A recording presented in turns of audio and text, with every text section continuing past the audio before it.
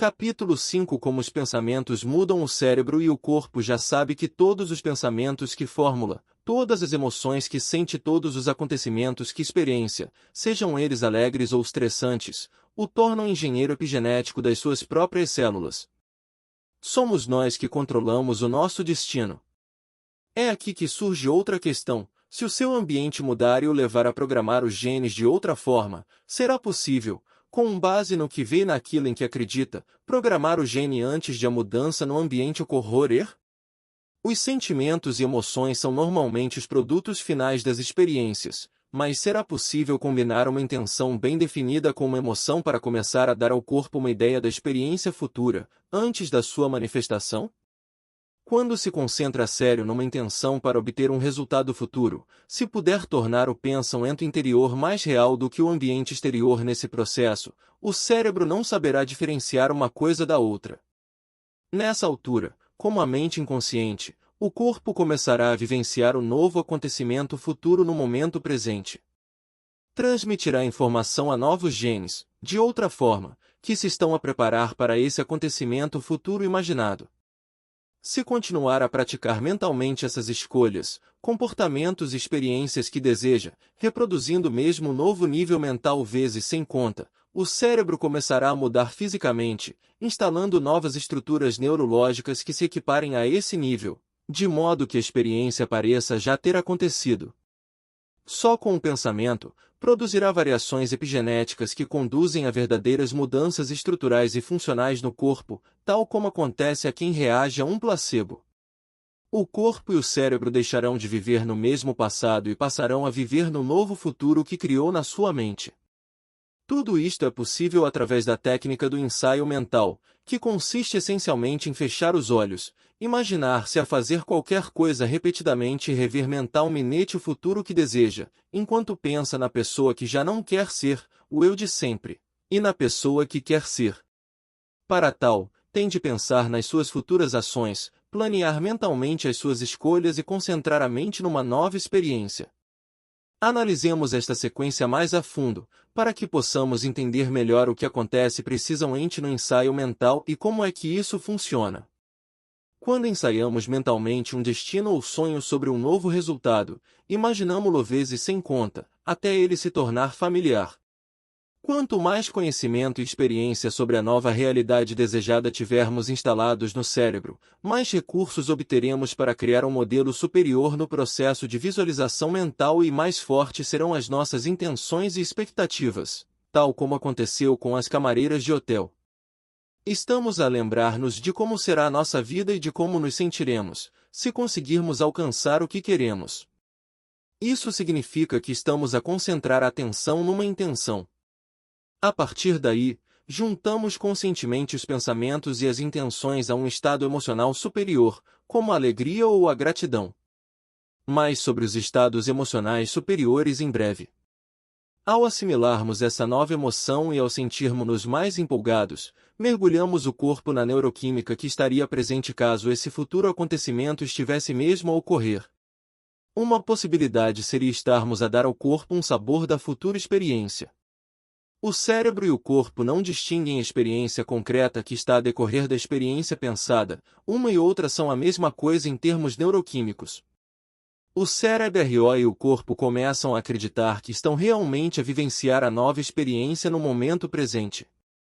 Mantendo o enfoque nesse acontecimento futuro, sem deixar que outros pensamentos nos distraiam, no espaço de minutos, reduzimos o volume de circuitos neurais ligados ao eu de sempre e desativamos os velhos genes, passando a ativar e a instalar novos circuitos neurais, iniciando, assim, a emissão de sinais diferentes para ativar novos genes. Graças à já referida neuroplasticidade, os circuitos cerebrais começam a reorganizar-se para refletir aquilo que estamos a ensaiar mentalmente. E, se continuarmos a acoplar os novos pensamentos e imagens mentais a essa emoção positiva, pomos a mente e o corpo a trabalhar em conjunto, e passamos a um novo estado de ser. Nessa altura, o cérebro e o corpo deixam de registrar o passado e passam a ser um mapa do futuro, um futuro que criamos mentalmente. Os pensamentos tornaram-se experiência em si e nós tornamo-nos o placebo. Algumas histórias de ensaios mentais bem-sucedidos talvez tenham ouvido há algum tempo a história de um major que foi preso num campo de concentração do Vietnã e que jogava golfe mentalmente, num determinado campo, para manter a sanidade mental, e que conseguiu uma pontuação perfeita quando finalmente o libertaram e foi para casa. Ou talvez tenham ouvido a história de Anatoly Sharansky, ativista dos direitos humanos soviético, posteriormente conhecido como Natan Sharansky, que passou mais de 9 anos preso na União Soviética, depois de o terem falsamente acusado de espiar para os Estados Unidos nos anos 70. Sharansky, que passou 400 dias da sua pena numa diminuta cela escura e gelada, de castigo, fazia um jogo mental de xadrez contra si próprio todos os dias, memorizando as coordenadas do tabuleiro e as posições de cada peça. Foi assim que Sharansky conseguiu manter muitos dos mapas neurais, que normalmente requerem estímulos exteriores para permanecerem intactos. Depois de o libertarem, imigrou para Israel e chegou a ministro. Quando o campeão mundial de xadrez Garry Kasparov foi a Israel em 1996 participar num desafio da modalidade simultaneamente contra 25 israelitas, Sharansky venceu Aaron Rodgers, quarterback dos Green Bay Packers. Também imagina passes que depois executa com precisão no campo.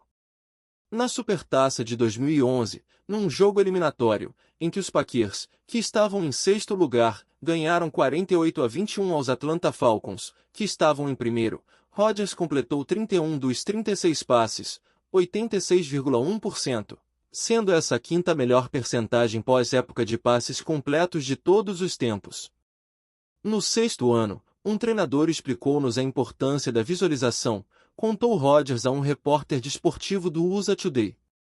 Quando estou numa reunião, a ver um filme, ou deitado na cama antes de adormecer, visualizo-me sempre a fazer esses passes.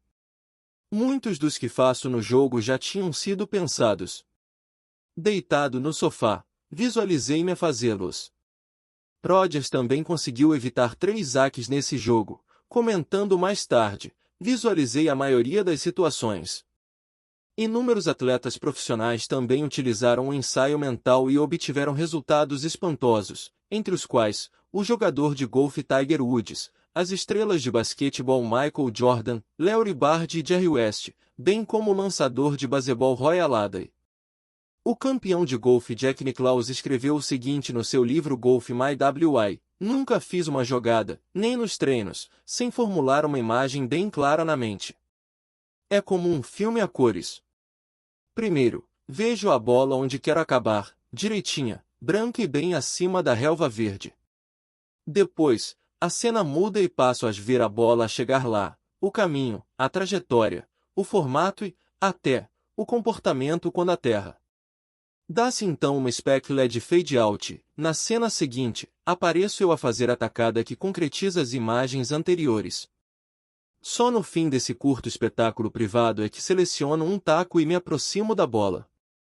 Como podemos constatar apenas com estes exemplos, e existem muitos mais idênticos, o que não faltam são provas de que o ensaio mental é extremamente eficaz para aprender uma nova capacidade física com uma prática real mínima. Não resisto à tentação de acrescentar mais um exemplo, desta vez de Jim Carrey, que conta uma história fantástica sobre o que fez quando chegou a Los Angeles pela primeira vez, no final dos anos 80, à procura de trabalho como ator. Escrevera uma enorme afirmação, com o tamanho de um parágrafo, num papel, em que dizia que encontraria as pessoas certas, arranjaria os papéis certos, trabalharia no filme certo com a equipa certa, teria êxito e contribuiria para marcar uma diferença significativa no mundo. Ia todas as noites a Mulholland Drive, nas colinas de Hollywood, recostava-se no descapotável e ficava a admirar o céu. Diria esse parágrafo para si próprio, memorizando-o, enquanto imaginava que o que descrevia estava mesmo a acontecer.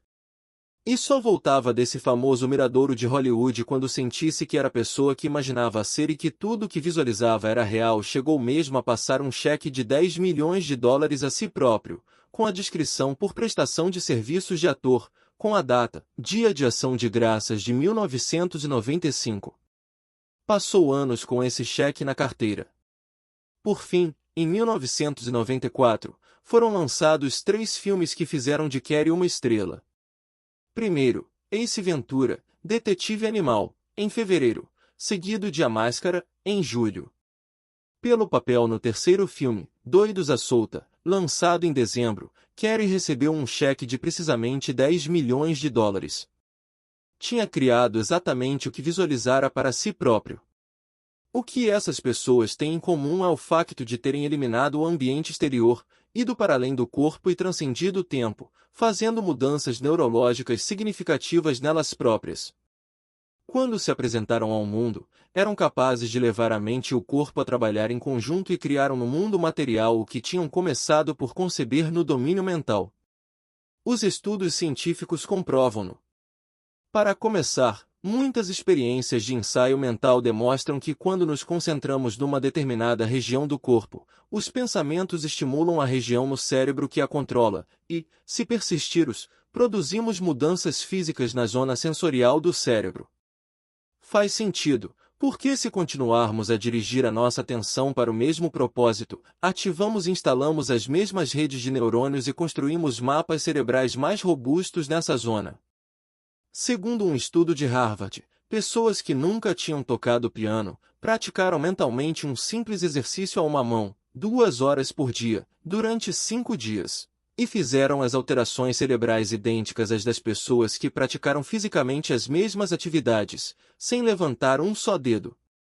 A região do cérebro que controla o movimento dos dedos se aumentou dramaticamente, permitindo que a experiência imaginada parecesse realmente concretizada a nível cerebral. Instalaram o hardware, os circuitos, e o software, os programas, neurológicos, criando novos mapas cerebrais só com o pensamento. Noutro estudo com 30 pessoas, durante um período de 12 semanas, algumas exercitaram regularmente os dedos mindinhos e outras só imaginaram fazê-lo. O grupo que realmente realizou o exercício aumentou a força dos mindinhos em 53% e o grupo que só imaginou aumentou a força em 35%. O corpo mudou para parecer que tinha vivenciado a experiência física, vezes sem conta, mas a experiência deu-se apenas na mente. A mente mudou o corpo. Numa experiência semelhante, 10 voluntários imaginaram que contraíam ao máximo um bíceps, 5 vezes por semana.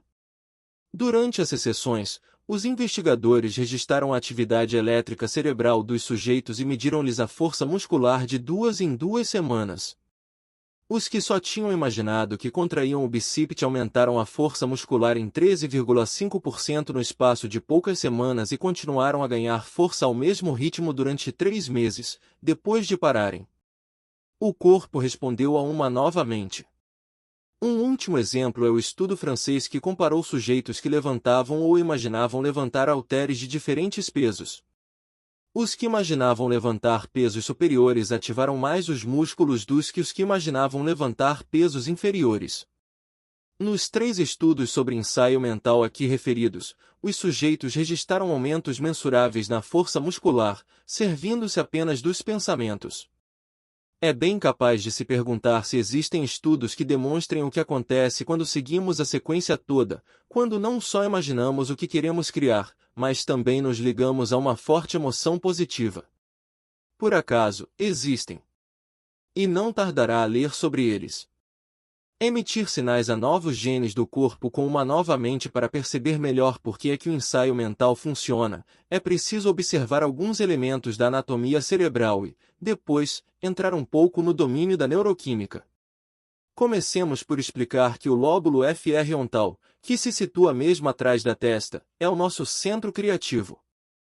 É a parte do cérebro que aprende coisas novas, sonha com novas possibilidades, toma decisões conscientes, fixa intenções e daí por diante.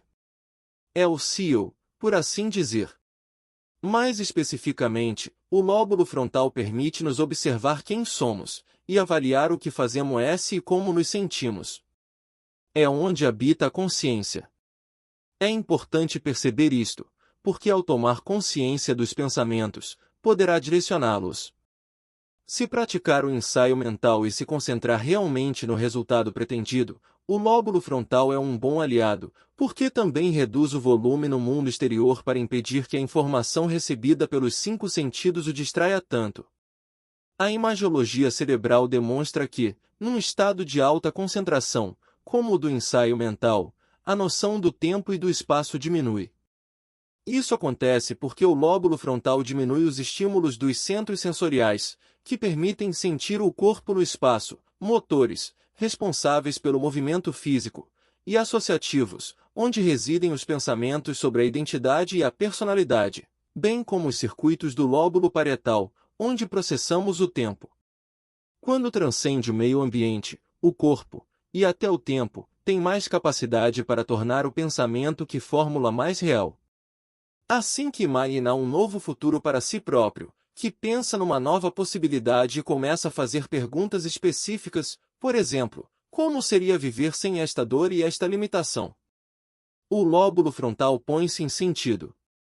Em segundos, cria a intenção de ser saudável, para esclarecer bem o que quer criar e o que já não quer experienciar, e a imagem mental de ser saudável para que possa imaginar como será. Como o CEO, o lóbulo central está ligado a todas as outras partes do cérebro e começa a selecionar redes de neurônios para criar um novo estado mental em resposta a essa pergunta. Podemos dizer que se torna maestro de uma sinfonia, silenciando as velhas instalações, a função de poda da neuroplasticidade, e diferentes redes de neurônios de partes distintas do cérebro, para as instalar juntas e criar um novo nível mental que reflita aquilo que imagina. É o lóbulo frontal que altera a mente, ou seja, que leva o cérebro a funcionar em sequências, padrões e combinações diferentes. Assim que o lóbulo frontal seleciona redes distintas de neurônios e as aciona em conjunto para criar um novo nível mental, surge uma imagem ou uma representação interna no olho da mente ou lóbulo frontal. Vamos agora adicionar um pouco de neuroquímica a esta mistura. Se o lóbulo frontal levar um número suficiente de redes neurais a ativar-se em uníssono, quando nos concentramos numa intenção clara, o pensamento acabará por se tornar a experiência em si na mente. Nessa altura, a realidade interior torna-se mais real do que a realidade exterior. Quando o pensamento passa a experiência, começamos a sentir a emoção que sentiríamos perante esse acontecimento ocorrido na vida real. Lembre-se de que as emoções são as assinaturas químicas das experiências. O cérebro produz um tipo diferente de mensageiro químico, um neuropéptido, que envia às células do corpo. O neuropéptido procura os locais receptores ou estações de atracagem apropriados em várias células, para entregar a mensagem aos centros hormonais do corpo e, por fim, ao ADN celular, e as células recebem uma nova mensagem com a informação de que o acontecimento ocorreu. Figura 5.1a. Ao receber essa informação do neuropéptido, o ADN responde, ativando, ou suprarregulando, uns genes e desativando, ou infrarregulando, outros, para apoiar o novo estado de ser. Pense na suprarregulação e na infrarregulação como luzes que aquecem e aumentam de intensidade, ou arrefecem e diminuem de intensidade. Quando um gene se liga, ativa-se para produzir uma proteína. Quando um gene se desliga, desativa-se e perde intensidade ou enfraquece, e não produz tantas proteínas. Constatamos os efeitos nas mudanças palpáveis que se dão no corpo físico. Observe as figuras 5.1a e 5.1b para entender melhor a sequência da mudança que o pensamento produz no corpo. Figura 5.1b. O fluxograma da figura 5.1a mostra como os pensamentos progridem em reações químicas e mecanismos simples que se encadeiam numa sequência causal descendente para alterar o corpo. Deduz-se que, se os novos pensamentos criam uma nova mente, ativando novas redes neurais, criando neuropéptidos e hormonas mais saudáveis, que fazem novos sinais às células e ativam epigeneticamente novos genes para produzirem novas proteínas. E se a expressão das proteínas é a expressão da vida e corresponde à saúde do corpo, então, a figura 5.1b ilustra como os pensamentos podem curar o corpo. Células estaminais. O nosso potente reservatório de potenciais. As células estamina I são a próxima camada que temos de entender para fazer este puzzle. São, no mínimo, parcialmente responsáveis por tornar possível o que é aparentemente impossível. Oficialmente, são células biológicas indiferenciadas que se especializam. São potencial puro. Quando ativadas, estas tábuas rasas transformam-se no tipo de células que o corpo precisar, musculares, ósseas, dérmicas, imunitárias e até nervosas no cérebro, para substituir células feridas ou danificadas nos tecidos, órgãos e sistemas do organismo. Pense nas células estaminais como gelado num cone, antes de lhe deitarem o xarope com sabor por cima, pedaços de argila na roda do oleiro à espera de se tornarem pratos, tigelas, jarros ou canecas, ou talvez, até, um rolo de fita isolante prateada que, num dia, serve para reparar um cano roto e, noutro, para fazer um elegante acessório de moda. Segue-se um exemplo do funcionamento das células estaminais. Quando corta um dedo, o corpo precisa de reparar o golpe na pele. O trauma físico localizado envia um sinal aos genes no exterior da célula. O gene ativa-se e produz as proteínas necessárias que, depois, dão ordem às células estaminais para se transformarem em células dérmicas saudáveis e em pleno funcionamento. O sinal traumático é a informação de que a célula estaminal precisa para se diferenciar numa célula dérmica. Milhões de processos destes ocorrem constantemente no corpo. Têm sido documentadas curas atribuídas a esse tipo de expressão genética no fígado, nos músculos, na pele, nos intestinos, na medula óssea e, até, no cérebro e no coração. Nos estudos sobre a cicatrização dos ferimentos em que o sujeito se encontra num estado emocional altamente negativo, como a revolta, as células estaminais não recebem bem a mensagem. Sempre que algo interfere no sinal, como a estática da rádio, a célula potencial deixa de receber o estímulo certo de uma forma coerente que lhe permita transformar-se numa célula útil. Como já sabe, depois de ter lido a seção sobre a resposta ao estresse e a vida no modo de sobrevivência, a cicatrização demora mais, porque a maior parte da energia do corpo é mobilizada para lidar com a emoção negativa e os respectivos efeitos químicos. Simplesmente, não é a melhor altura para a criação, o crescimento e o desenvolvimento. O corpo encontra-se em estado de emergência. Quando o efeito placebo está a funcionar, criamos o nível mental certo com uma intenção clara e combinamo-lo com uma emoção elevada de cuidado, permitindo que o sinal adequado chegue ao ADN das células. Essa mensagem não só influencia a produção de proteínas saudáveis para promover a estrutura e o funcionamento do corpo, como também produz células saudáveis novinhas em folha a partir de células estaminais latentes que apenas aguardam a mensagem certa para se ativarem. Não seria possível conceber essas células estaminais como cartões "você está livre da cadeia", como os do monopólio, porque, uma vez identificadas e ativadas, elas substituem as células das zonas danificadas do corpo e permitem começar de novo, sem defeitos. Na verdade, as células estaminais ajudam a explicar a cura em, pelo menos, metade dos casos de placebo que implicam falsa cirurgia, seja para tratar artrite no joelho, seja para fazer um bypass cardíaco, tal como é referido no capítulo 1. Como a intenção e as emoções elevadas alteram a biologia, já falamos nas emoções e no quanto contribuem para a cura do corpo. Passemos agora a analisar essa questão mais a fundo. Se tivermos uma resposta emocional intensa perante os novos pensamentos em que nos concentramos no ensaio mental, damos potência máxima aos nossos esforços, porque as emoções nos ajudam a fazer mudanças epigenéticas muito mais depressa.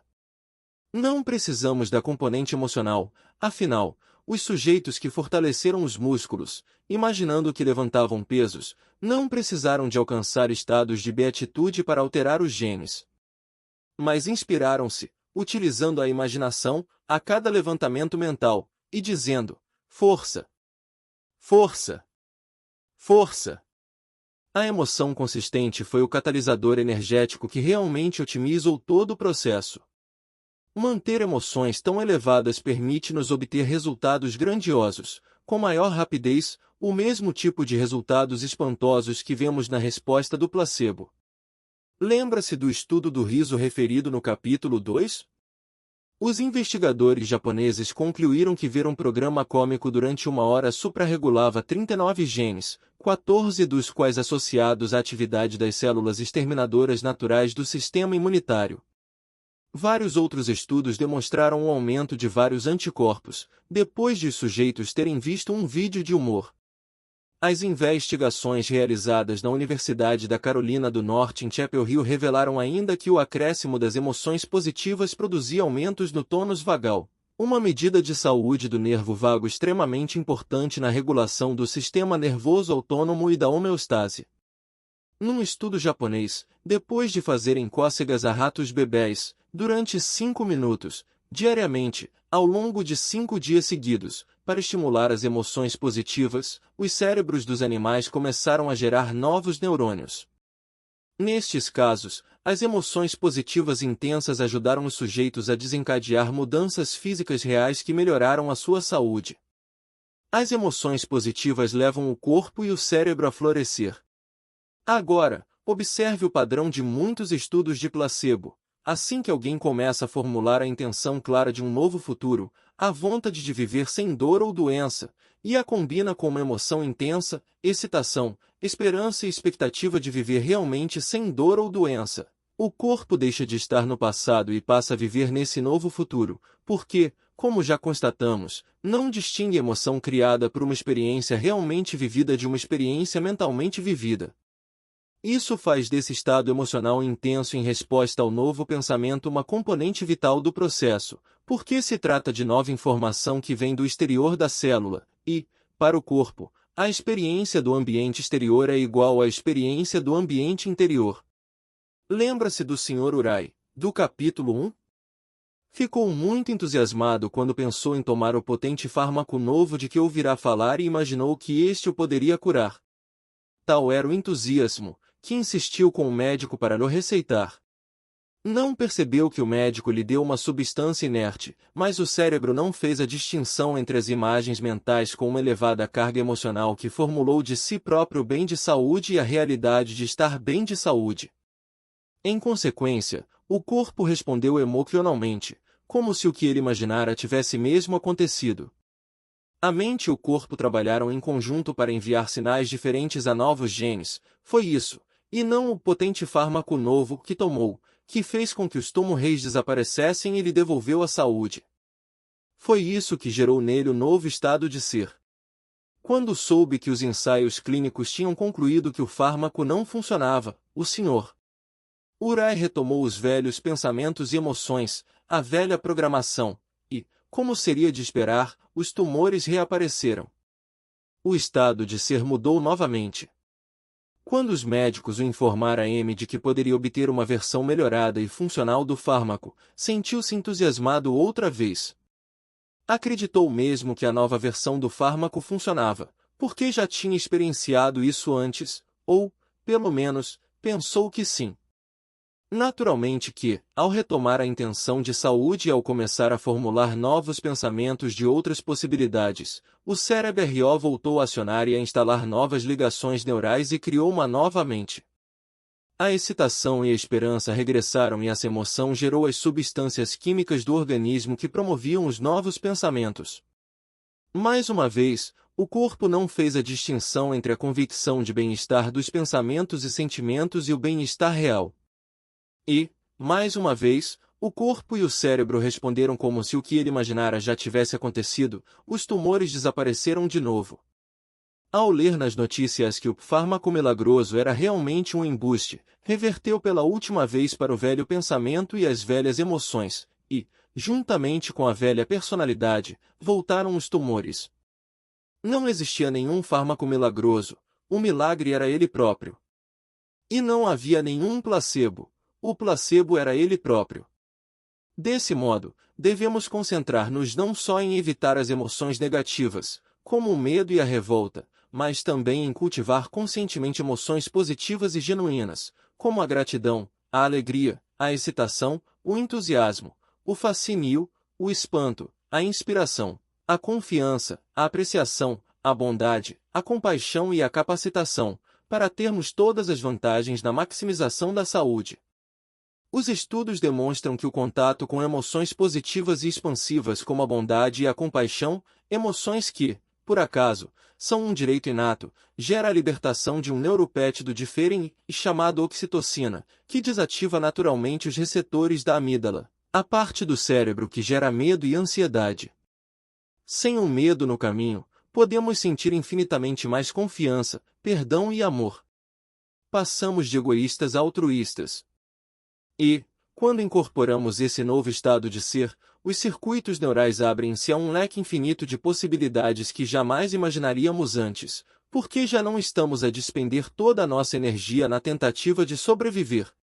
Os cientistas identificam zonas do corpo, como os intestinos, o sistema imunitário, o fígado e muitos outros órgãos, que contêm pontos de recepção para a oxitocina. Trata-se de órgãos altamente receptivos ao maior efeito de cura da oxitocina, associado à produção acrescida de vasos sanguíneos no coração, ao estímulo da função imunitária, ao aumento da motilidade gástrica e à normalização dos níveis de glicemia. Regressemos ao ensaio mental. Lembra-se de que o lóbulo frontal é um bom aliado no ensaio mental? É verdade, porque, como já constatamos, o lóbulo frontal ajuda-nos a desligar do corpo, do ambiente e do tempo, os três principais enfoques das pessoas que vivem no modo de sobrevivência. Ajuda-nos a transcender o que somos e a alcançar um estado de pura consciência, onde não existe ego. Nesse novo estado, visualizando o que desejamos, o coração abre-se mais e permite-nos ser invadidos por emoções positivas, de modo que a espiral de sentimentos que pensamos e de pensamentos que sentimos começa finalmente a funcionar em nosso favor. A mentalidade egoísta que tínhamos no modo de sobrevivência deixa de existir, porque a energia que canalizávamos para suprir as necessidades de sobrevivência passou a estar livre e disponível para a criação. É como se alguém nos pagasse a renda num determinado mês e nós ficássemos com esse dinheiro a mais para gastar onde quiséssemos. Já entendemos bem que se fixarmos a intenção clara de um novo futuro, ajuntarmos a um estado emocional elevado e expansivo, e repetirmos esse processo vezes sem conta, até criarmos um novo estado de ser, esses pensamentos tornar-se mais reais do que a nossa anterior visão limitada da realidade. Estamos finalmente livres. E, assimilando essa emoção, mais facilmente nos apaixonamos pela possibilidade que visualizamos. O mais RO da sinfonia, o lóbulo frontal, sente-se como uma criança numa loja de doces, cheio de excitação e alegria, a admirar a enorme variedade de novas combinações de ligações neurais possíveis para formar novas redes neurais. E, quando o maestro nos desliga do velho estado de ser, acionando os circuitos do novo estado de ser, as substâncias neuroquímicas começam a entregar novas mensagens às células que, por sua vez, já estão preparadas para fazer mudanças epigenéticas para emitir sinais eficazes a novos genes, e, ao servirmos-nos das emoções intensas para simular que as coisas já aconteceram, enviamos os sinais ao gene antes de o ambiente existir. Já não aguardamos a mudança nem temos esperança de que esta ocorra, somos a esperança. De volta ao mosteiro retomemos o estudo do início do capítulo anterior, em que vários homens idosos fingiram ser mais jovens e rejuvenesceram mesmo fisicamente. Já vimos como o fizeram, resolvendo o mistério. Quando chegará M ao mosteiro, os homens recolheram-se da vida que lhes era familiar. Já não tinham nada que lhes evocasse a pessoa que pensavam ser com base no ambiente exterior. Então, começara M o retiro, fixando uma intenção muito clara, fingir que eram novamente jovens, utilizando os ensaios físico e mental, porque ambos alteram o corpo e o cérebro, da forma mais real possível. Ao verem filmes, lerem revistas e ouvirem programas de rádio ou verem programas televisivos de quando tinham menos 22 anos, sem as interrupções da vida moderna, conseguiram libertar-se da realidade de serem septuagenários e octogenários. Esses homens começaram mesmo a viver como se fossem novamente jovens. Ao experienciar em novos pensamentos e sentimentos sobre a juventude renovada, o cérebro começou a ativar neurônios em novas sequências, novos padrões e novas combinações, alguns dos quais não eram ativados há 22 anos. Com o ambiente exterior e o ambiente interior da imaginação de cada um a ajudá-los a sentir a experiência como verdadeira, o cérebro não distinguiu ter de facto menos 22 anos do ato de fingir ser mais jovem. Então, em poucos dias, os homens começaram a emitir sinais para as mudanças genéticas que refletiriam o estado em que sentiam estar. Assim, o corpo produziu neuropéptidos para corresponder às emoções que, ao serem libertados, enviaram novas mensagens às células. Depois de permitirem a entrada desses mensageiros químicos, as células dirigiram-se ao ADN, nas suas profundezas. Uma vez lá, criaram-se novas proteínas que, por sua vez, procuraram novos genes em concordância com a informação que transportavam. Ao encontrarem o que procuravam, as proteínas desembrulharam o ADN, acionando o gene que estava à espera e desencadeando mudanças epigenéticas. Essas mudanças epigenéticas resultaram na produção de novas proteínas semelhantes às proteínas dos homens quando eles tinham menos 22 anos. Se o corpo deles não tivesse as peças necessárias para criar as mudanças epigenéticas em questão, o epigenoma mobilizaria simplesmente células estaminais para fazer o que precisasse. Seguiu-se uma série de melhorias físicas, com os homens a fazerem mais mudanças epigenéticas e acionarem mais genes. Por fim, os que saíram do mosteiro a dançar já não eram os que tinham entrado a arrasta-se apenas uma semana antes. Se o processo funcionou com estes homens, garanto-lhe que também pode funcionar consigo. Em que realidade escolhe viver e quem finge ser, ou não ser? Poderá ser assim tão simples?